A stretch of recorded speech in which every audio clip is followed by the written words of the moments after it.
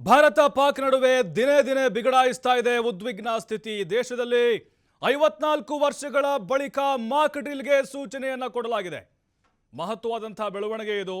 ಯುದ್ಧೋನ್ಮಾದ, ಯುದ್ಧೋತ್ಸಾಹ, ಪಾಕ್ ಮೇಲೆ ಯಾವಾಗ ಬೇಕಾದರೂ ಕೂಡ ಯುದ್ಧ ಆಗಬಹುದು ಅನ್ನುವಂತಹ ಸುಳಿವನ್ನ ಕೊಡ್ತಾ ಇದ್ದಾವೆ ಈ ಬೆಳವಣಿಗೆಗಳು. ಅದರಲ್ಲೂ ಪಾಕಿಸ್ತಾನ ಪದೇ ಪದೇ ಕದನ ವಿರಾಮವನ್ನು 11 ದಿನಗಳಿಂದ ಉಲ್ಲಂಘನೆ ಮಾಡ್ತಾನೆ ಬರ್ತಾ ಇದೆ. ಗುಂಡಿನ ದಾಳಿ ಮಾಡ್ತಾ ಇದೆ. ಅದಕ್ಕೆ ಭಾರತ ಪ್ರತ್ಯುತ್ತರ ಕೊಡ್ತಾ ಬರ್ತಾ ಇದೆ. 54 ವರ್ಷಗಳ ಬಳಿಕ ಈ ನಿರ್ಧಾರ. ಮಾಕ್ ಡ್ರಿಲ್ ಮೇ 7ರಂದು ಎಲ್ಲ ರಾಜ್ಯಗಳು ಮಾಕ್ ಡ್ರಿಲ್ ಅಂದ್ರೆ ಕವಾಯತ್ತು ನಡೆಸಲು ಸೂಚನೆ ಕೊಡಲಾಗಿದೆ. ನಾಗರಿಕ ಸುರಕ್ಷತೆ ದೃಷ್ಟಿಯಿಂದ ಈ ಸೂಚನೆಯನ್ನ ಕೊಡಲಾಗಿದೆ.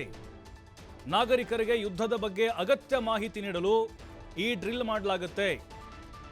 ತಮ್ಮನ್ನ ತಾವು ರಕ್ಷಿಸಿಕೊಳ್ಳಲು ನಾಗರಿಕರಿಗೆ ತರಬೇತಿಯನ್ನ ನೀಡಲಾಗುತ್ತೆ. ದೇಶದಲ್ಲಿ 1971ರಲ್ಲಿ ಈ ರೀತಿಯಾಗಿ ಅಣಕು ಕಾರ್ಯಾಚರಣೆ ನಡೆದಿತ್ತು. ಆಗ 1971 ಭಾರತ ಪಾಕಿಸ್ತಾನದ ನಡುವೆ ಯುದ್ಧ ನಡೆದಿತ್ತು.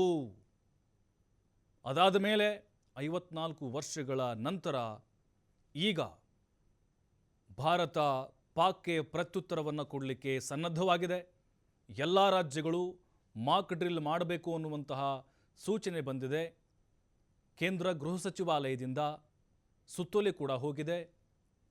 ಈ ಮಾಕ್ ಡ್ರಿಲ್ಲನ್ನು ಯಾಕೆ ಮಾಡ್ತಾರೆ, ಹಾಗಾದರೆ ಯಾವ ಸಂದರ್ಭದಲ್ಲಿ, ಇದರ ಉದ್ದೇಶ ಏನು, ಏನೆಲ್ಲ ಇರುತ್ತೆ, ಸಾರ್ವಜನಿಕರಿಗೆ ಯಾವ ರೀತಿ ಮಾಹಿತಿ ಕೊಡಲಾಗುತ್ತೆ, ಅವ್ರನ್ನ ಜಾಗೃತರನ್ನಾಗಿ ಮಾಡಲಾಗುತ್ತೆ. ಒಂದು ರೀತಿ ಯುದ್ಧದ ಅಲರ್ಟ್ ಇದ್ದಾಗಿದು. ನಮ್ಮನ್ನು ನಾವು ಹೇಗೆ ತಯಾರಿ ಮಾಡಿಕೊಳ್ಬೇಕು ಅನ್ನೋದು. ನೋಡಿ, ಮಾಕ್ ಡ್ರಿಲ್ನ ಉದ್ದೇಶಗಳು ಯುದ್ಧದ ಬಗ್ಗೆ ನಾಗರಿಕರಿಗೆ ಮಾಹಿತಿಯನ್ನು ನೀಡೋದಾಗಿರುತ್ತೆ. ಯುದ್ಧ ಯಾವಾಗ ಬೇಕಾದರೂ ಶುರುವಾಗಬಹುದು.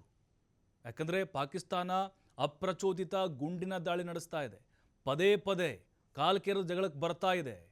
ಅವ್ರು ಹೊಡೆದ್ರೆ ನಾವು ಸುಮ್ಮನೆ ಕೂತ್ಕೊಳ್ಳೋಕ್ಕಾಗತ್ತಾ? ಇಲ್ಲ, ಯಾವಾಗ ಬೇಕಾದರೂ ಕೂಡ ಯುದ್ಧ ಘೋಷಣೆ ಆಗಬಹುದು.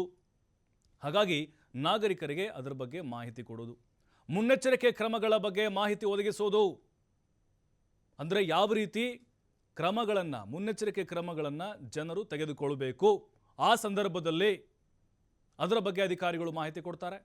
ವಾಯುದಾಳಿ ಸಮಯದಲ್ಲಿ ಸೈರನ್ ಮೊಳಗಿಸುವುದು, ಅಂದರೆ ಏರ್ ಸ್ಟ್ರೈಕ್ ಏನಾದರೂ ಪಾಕಿಸ್ತಾನ ಮಾಡ್ತು ಅಂತ ಹೇಳಿದ್ರೆ ಆಗ ಸೈರನ್ ಹೆಂಗೆ ಮೊಳಗಿಸಬೇಕು, ಅಂದರೆ ಒಂದು ರೀತಿ ಅಲಾರಾಮ್, ಜನರಿಗೆ ಎಚ್ಚರಿಕೆಯ ಕರೆಗಂಟೆ ಇದು. ಸೈರನ್ ಮೊಳಗಿಸೋದು, ತಮ್ಮನ್ನು ತಾವು ರಕ್ಷಿಸಿಕೊಳ್ಳಲು ಜನರಿಗೆ ತರಬೇತಿ ನೀಡೋದು.